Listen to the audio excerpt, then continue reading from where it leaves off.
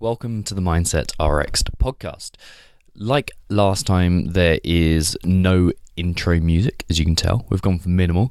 And what you guys obviously can't see is that I'm currently stood in a very, very small walk-in wardrobe.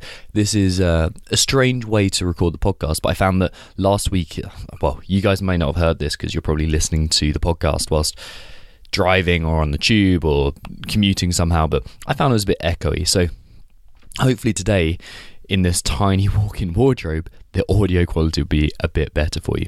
Anyway, today's show, and I'm not really sure how to start this other than the fact that I've been thinking recently and kind of being very introspective, which isn't completely abnormal, but being put in a new, or choosing to be in a new environment myself, like moving to Vancouver and starting like going to CrossFit classes again, which is weird, like being a coach and then being coached. It's fantastic because you don't have to think. It's like, oh, this is the best thing, but it's a bit weird. It's like going and doing someone else's programming, and being a class member or being an athlete of a gym is a strange thing to be doing again. But this new environment, the new style of training, and the upheaval that moving inevitably causes to some degree has made me a bit more introspective than usual. And it's interesting because whilst it's made me introspective, I think the change and the different demands and honestly the fear that's come about through the change, because I'm not, just because I practice mindset doesn't mean that I don't feel the fear occasionally. All those things, what they've done is they've thrown a bit of a kind of wobble. So there's like not a serious wobble, but I've found myself occasionally losing the kind of the clear, calm, cool-headedness that is so familiar in my life now, that wasn't so familiar in my life before. And that's been really strange. So it's caused me to be more reflective, more introspective.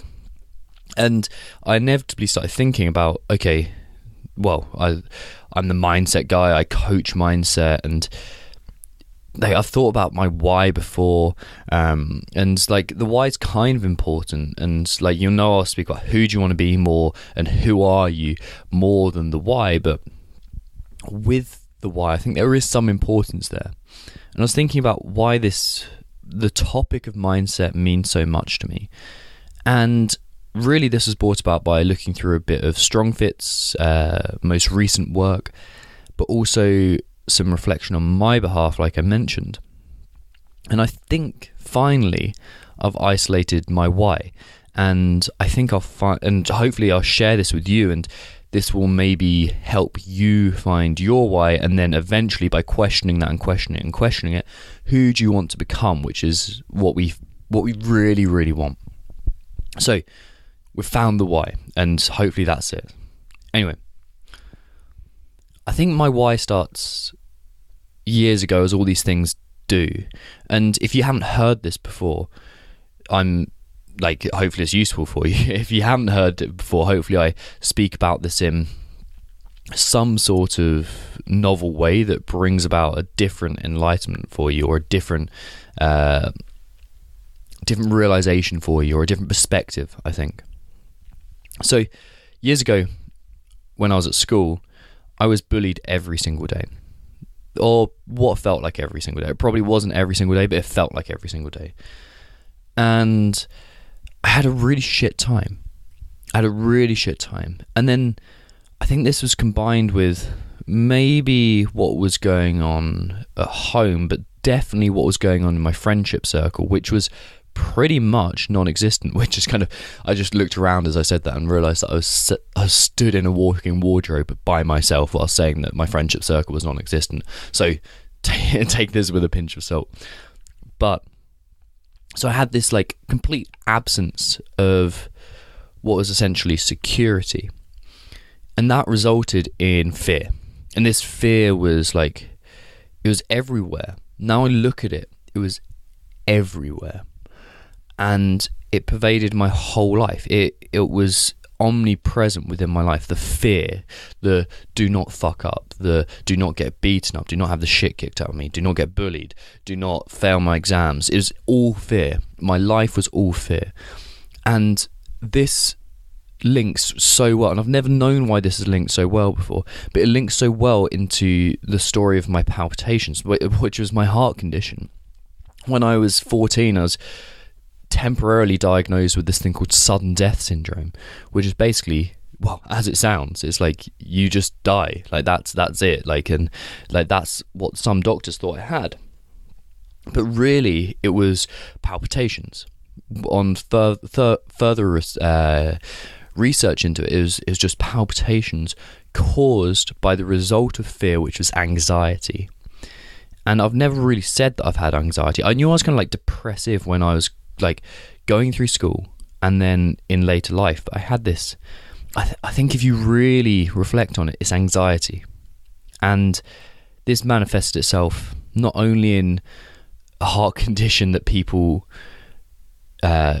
temporarily diagnosed as sudden death syndrome, but in every action that I took. Even if I look at the way I used to play football, that was out of fear. I'd be scared of having of taking a big knock, of getting hurt. I'd be scared of not performing my best. And at this time of maximal fear and maximal, I don't know, teenage anxiety combined with this extra anxiety, the palpitations and the heart condition got more and more serious. And when this heart condition got more and more serious, I became more anxious, so I became got more palpitations. And you'll see where this is going in a second, because where all of this led to, where all of these palpitations led to, and where all this anxiety led to, was a system of training that was never beneficial.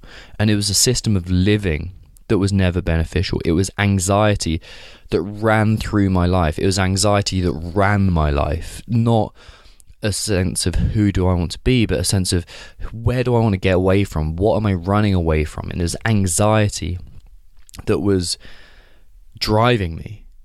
And this fed into palpitations. So a few days ago, when I went to a different CrossFit box, CrossFit North Vancouver, just to trial it out, I got palpitations, and then I got palpitations later in the day, and this was the first time in like months, especially this seriously. Like occasionally my heart flutters and I feel the anxiety coming back, but it hasn't happened to this degree. And I know now it's anxiety, and I know it's fear. So where does this come back to mindset?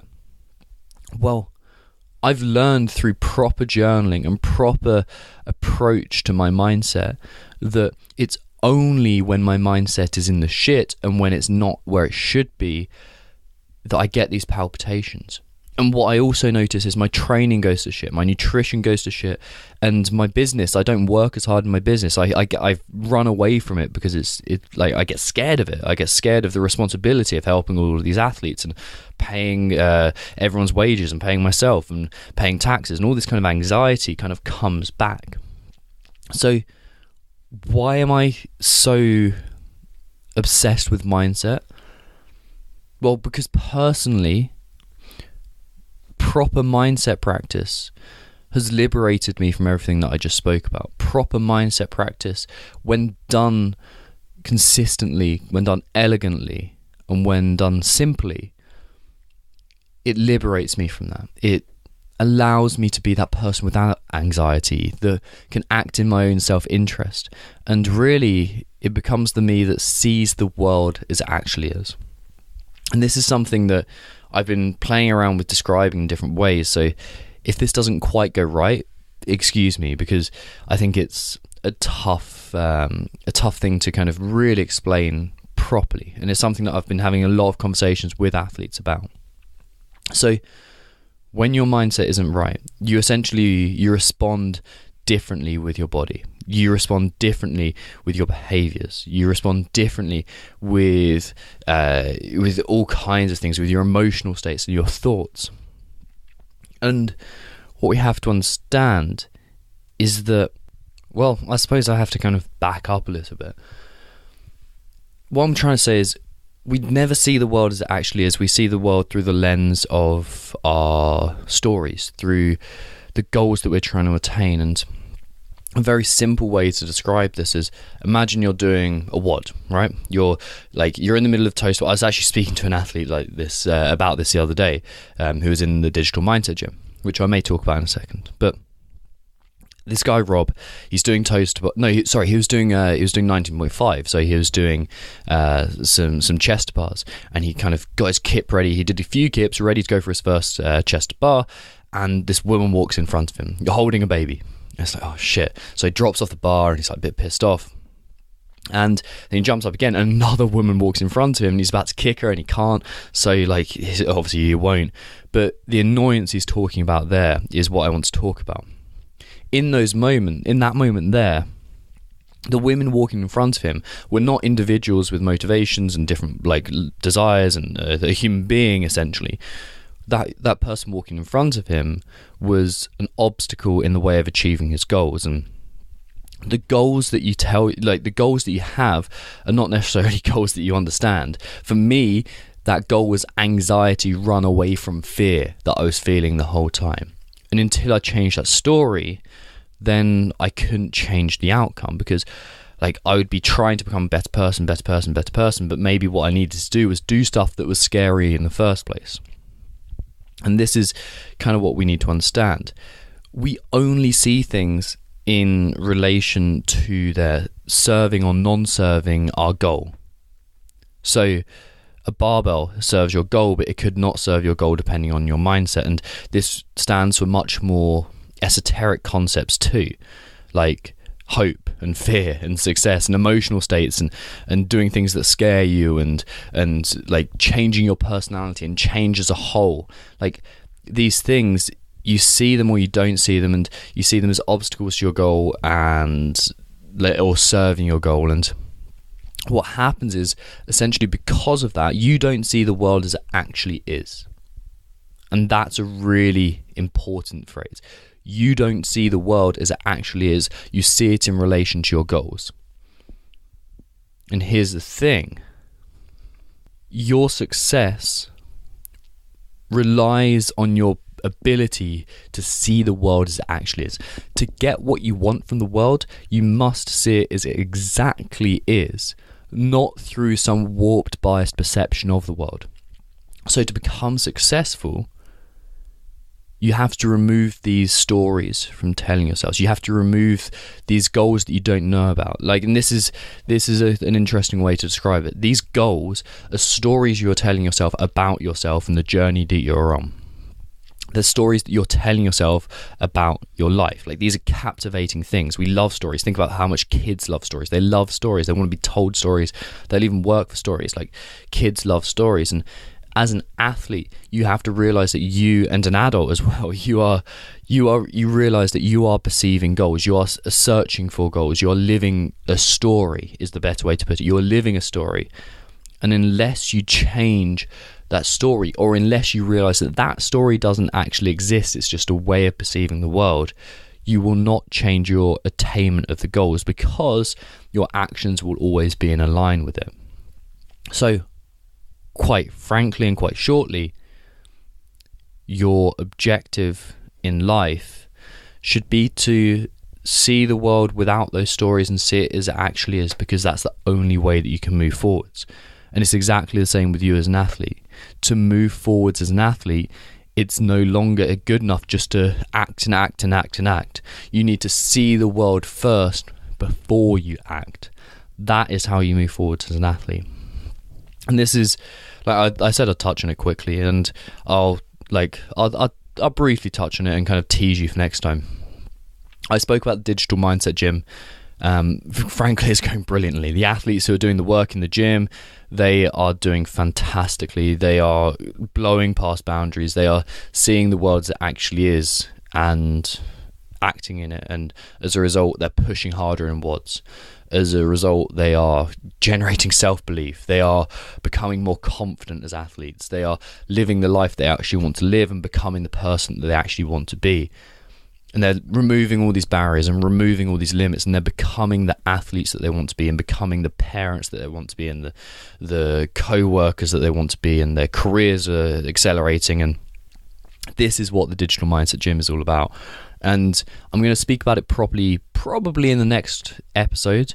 So if you're interested in that, I'll definitely be giving you more information. I'll probably dedicate a whole podcast to explaining the exact kind of details of this. But until now, if you want more information on the Digital Mindset Gym, which is pretty much as it sounds, like if you want to know what it looks like, if you want to know what it feels like to be in the gym, if you want to know I don't know, the pricing, if you want to know how many people are in it, if you want to know what your workload would look like, how much time it would take from you, all that kind of stuff, shoot me an email, tom@mindsetrx.com, so mindsetrxd.com, and I'll be in touch, or someone from the team will be in touch. It's probably going to be me, but get in touch there, and yeah, we'll hit you up with that. But until next time, if you enjoyed the episode, subscribe, leave a 5-star rating, and apologies for this being a couple of days late. It just kind of, I went skiing and I had some fun, and then I was like, oh shit, the podcast. So here it is, a couple of days late, but that means the next episode should be a bit closer too. So anyway, speak to you soon, guys.